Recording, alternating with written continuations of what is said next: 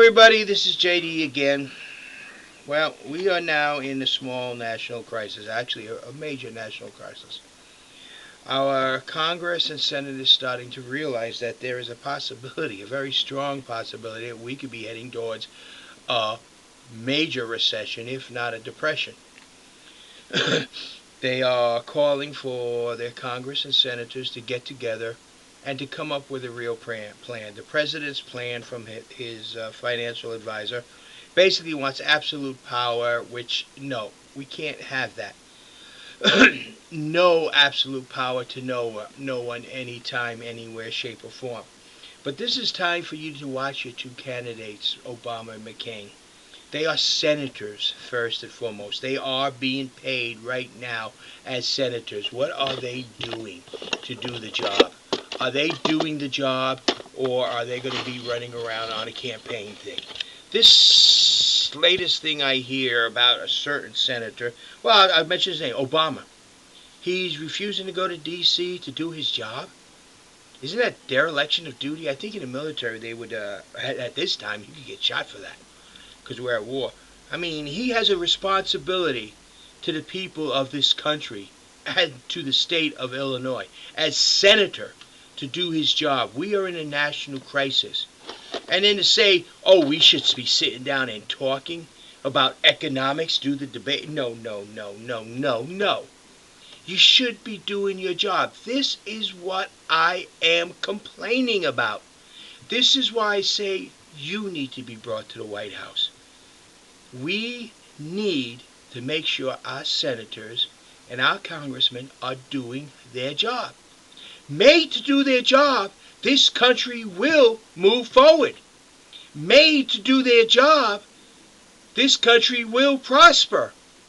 If we make our congressmen and senators do the job required of them by law, then we will have progress. If our senators do not have enough knowledge to realize that this is, and yes, he doesn't have to be there. I mean, if he is that insignificant in the Senate, he doesn't need to be there. He doesn't matter. And is that the person you want for president? I'm going to be honest with you, with something as major as this, and I'm a senator and I'm running for president, I would have been there the first day they sat down for this debate. I would have been right there. I would have made sure that I was in there and that my opinion would be heard, because it's your opinion. That's what a leader would do. Not sit back and claiming that. Let's see what you can do. Let's see what you are made of. No. He's going to do politics as normal. And that's what you want? Is that what you want? Politics as normal? Let somebody else do it. I'm going off to do this. Let somebody else do the job. I got other things to do. Let somebody else handle the situation. I don't want to get my hands dirty. Because if anything goes wrong, then they can blame it on me. But you see, a leader's not afraid to be blamed when he makes a decision. If he uses all his natural resources and does the best of his ability, the leader will do the right thing. And though some people will blame him for this or blame him for that, he will still get the job done. And that's what matters. I don't know what to tell you guys out there. Watch this. See what happens. You need to know. I mean, do you want a president who is more important visiting some foreign country when a national crisis happens over here and say, oh, well, there's people who can handle it. I'm going to continue on my trip. Or do you want a president that says, these are my people, this is my country, and together I am going to lead them through this? What do you want for a president? A sightseeing emblem like a statue to put up somewhere that has no real feeling towards anything, just looks good? Or do you want a man who's going to have his hands in the middle of the muck, his back bent over, and working with you to get the problem solved? I'm sorry, I'm not the kind of guy who could stand back and let other people do what needs to be done. I will be in the middle of everything. But you see, if I'm in the middle of everything, guess who else is going to be in the middle of everything? You. Because I will be bringing you to the White House. And your opinion is the one that's going to matter, not somebody else's.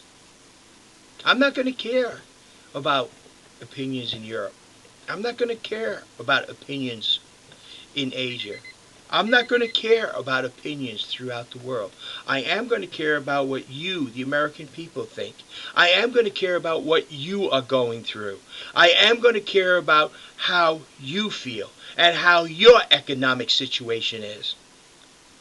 Because you're the one that matters more than anything else.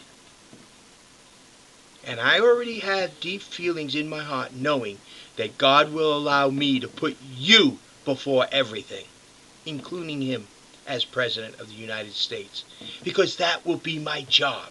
Remember, even Jesus said that. Render unto Caesar what is Caesar's, render unto God what is God.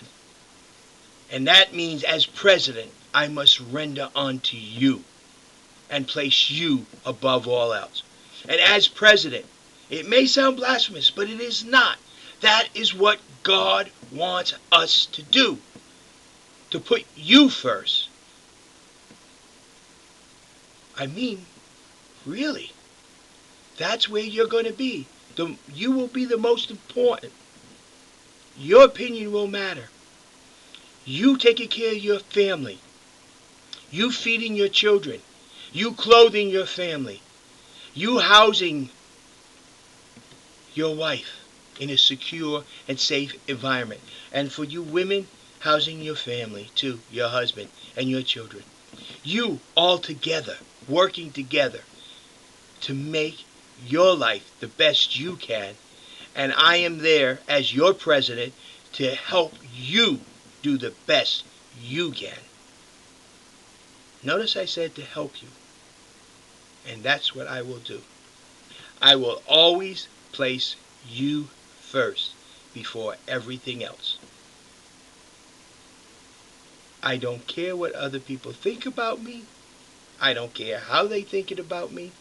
What I care is what you, the American people, need and must have. So, what can I say? Look at these candidates, see what they do in this crisis, and see how they handle it. See if there's any leadership shown there. Or are they out for themselves? Watch it very closely. Self-interest is a destructive force, especially when given power. And you don't ever want to give a self-indulging person the power that this country has available.